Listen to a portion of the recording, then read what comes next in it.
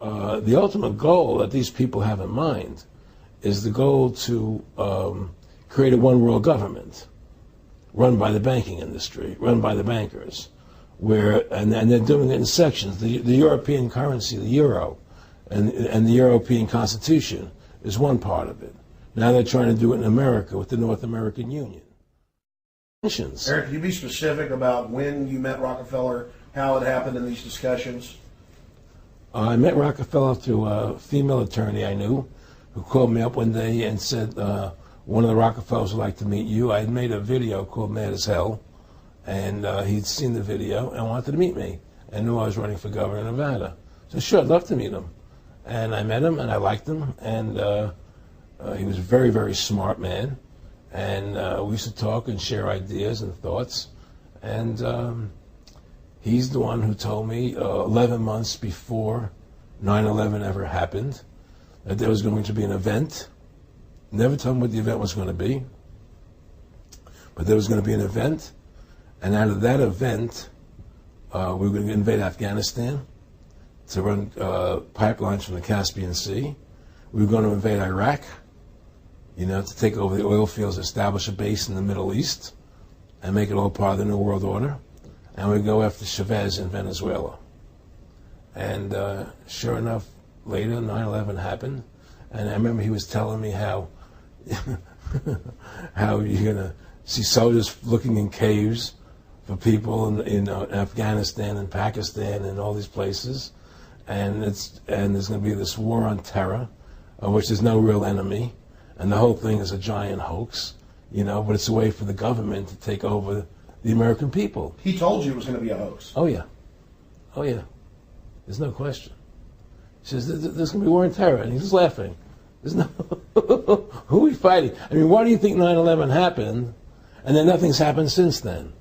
Do you think that our security is so great here that these people who pulled off 9/11, who were able to, can't knock down another plane? Come on, it's ridiculous. Endless war on terror without any real enemy. That you can never define a winner. And did he say that it's going to be perfect because you can't define an enemy? It just goes on and on? Yeah, because you can't define a winner. There's no one to beat, so it goes on and on forever. And they can do whatever they want. They scare the hell out of the American public. Look, this whole war on terror is a fraud. It's a farce. It's very difficult to say it out loud because people are intimidated against saying it. Because if you say it, they want to make you into a nutcase. But the truth has to come out. That's why I'm doing this interview. The fact of the matter happens to be that the whole war on terror is a fraud. It's a farce. Yeah, there's a war going on in Iraq because we invaded Iraq. And people over there fighting, But the war on terror, that's a joke, And until we discover what really happened on 9/11 and who was responsible for 9/11, because that's where the war on terror emanates from. That's where it comes from. It was 9/11 that allowed this war on terror to begin. And until we get to the bottom root of 9/11, the truth of 9/11, we'll never know about the war on terror.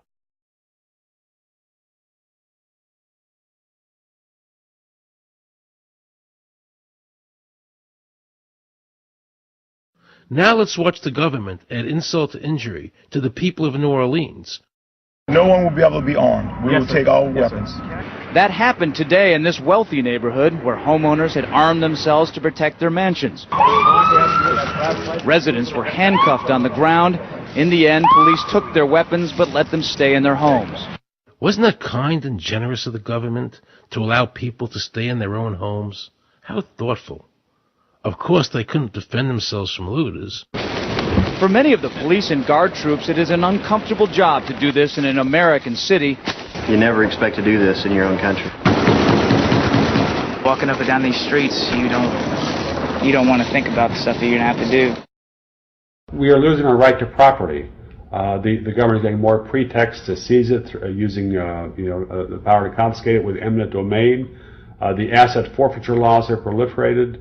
It's easier for the prosecutors to come in and make an accusation against you and confiscate your property even though they have no evidence that you've done anything wrong. Guilt or innocence doesn't really matter that much because it's very convenient for the government. Unfortunately, what is being sold to the American people today as Americanism, if you peel off the label, you find so much similarity to what we were fighting against when we were fighting communism and Nazism and fascism. The government's now putting a national ID card together and they want checkpoints. We will be carrying our papers, and they have recommended there'll be checkpoints throughout the country. Isn't that what Nazi Germany did that everybody in America was against? Papers, please. May I see your papers? May we see your papers?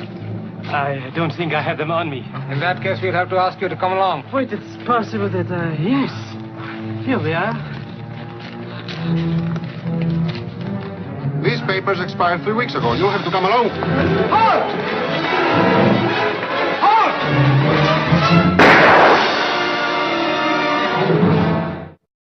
The new legislation, the national ID card is in it. It takes 3 or 4 pages to describe, and it will be connected with our driver's licenses. The states will be instructed on exactly what they have to do. Social security numbers will be used. Some type of a physical proof, such as fingerprints or retinal prints, have to be on it.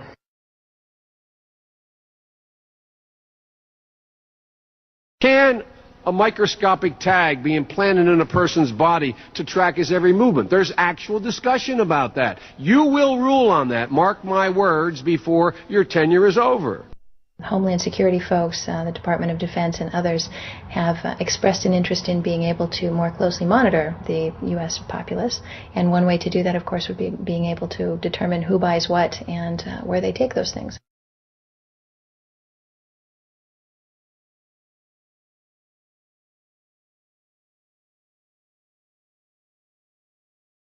Radio waves can travel through walls, they can travel through wood, they can travel through the things we normally rely on to protect our privacy. For example, your purse, your backpack, your pocket, anything you're wearing or carrying. Kraft Philadelphia cream cheese has been tagged with RFID and sold to consumers, as have Mach 3 razor products and other Gillette razor products, without the knowledge of the consumer. One of the tiny chips could actually even be the dot on the letter I on the back of the fine print on a package that you purchase. They were talking about having reader devices in every airport, on every bus, on every train, on every port, on every dock. One of the most worrisome applications of RFID are proposals to put them into cash, meaning that you would be able to track every banknote, where it had been, who it had been issued to, and create, in essence, an audit trail. That would essentially take away the anonymity of cash that we now enjoy today. The ATM machine itself, as the money came through the roller device, would be reading each number, and they would know who you are because, of course, you identify yourself at the bank before you take money out. And down the road, when you go to pay at a major retailer, it would also be possible for them, as they're putting the money into the cash drawer, to simply feed it through a little reader device. It would go in, it would tag that number and transfer possession from Aaron Russo, say, to Walmart. Once everything you do is tied down to a single number and there is no longer the ability to pay with cash, then all it takes to render you a non-citizen is to simply turn that chip off. You will no longer be able to really participate in any function in society, including buy food. So through the implementation of the Federal Reserve System, the American citizen has gone from being a private individual who had real money, gold, in his possession that was private, to a citizen who has no privacy because all money is now being digitized. They can deduct whatever amount of money they want out of your digits whenever they want. They can trace you whenever they want. You'll be at their mercy. God forbid we allow this to happen in America. This is absolutely Orwellian. I mean, it's talking about Big Brother looking over your shoulder at absolutely everything you do, every purchase you make, every place you go, every company you interact with. All of that would be reported back potentially to the government.